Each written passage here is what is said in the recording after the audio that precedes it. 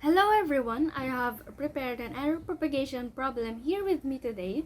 But of course, before we solve this problem, let us first define and understand the relevance of error propagation in various aspects of engineering.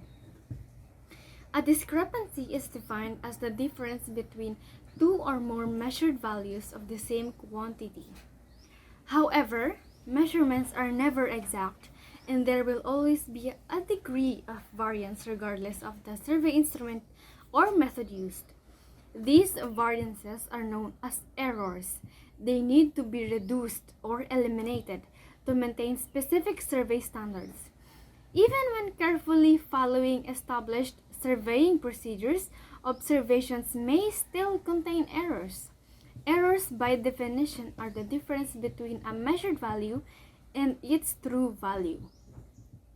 For example, if you let x represent the measured value of a variable and let x plus delta x represent the exact value, then the delta x is the error in the measurement. Finally, if the measured value x is used to compute another value f of x, then the difference between f of x plus delta x and f of x is the propagated error. Despite the established requirements, no measurement is exact. No matter how careful or accurate, every measurement result contains an independent amount of uncertainty. Therefore, if measurement is important, then measurement uncertainty is equally important. Always remember this. As measurement error is decreased, reliability is increased. Okay, so let's solve this problem by what we know, what we want to find, and how to relate those variables to get what we want. The first step in problem solving is, of course, to lay out what is given to us.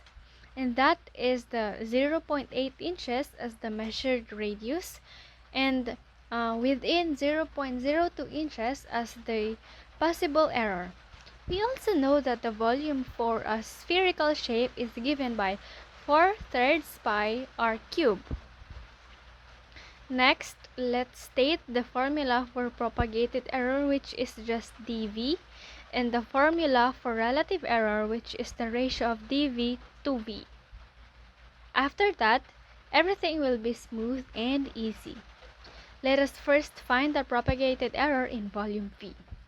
To approximate the propagated error in the volume, we will differentiate V to obtain 4 pi r squared, and we will approximate delta V by dV.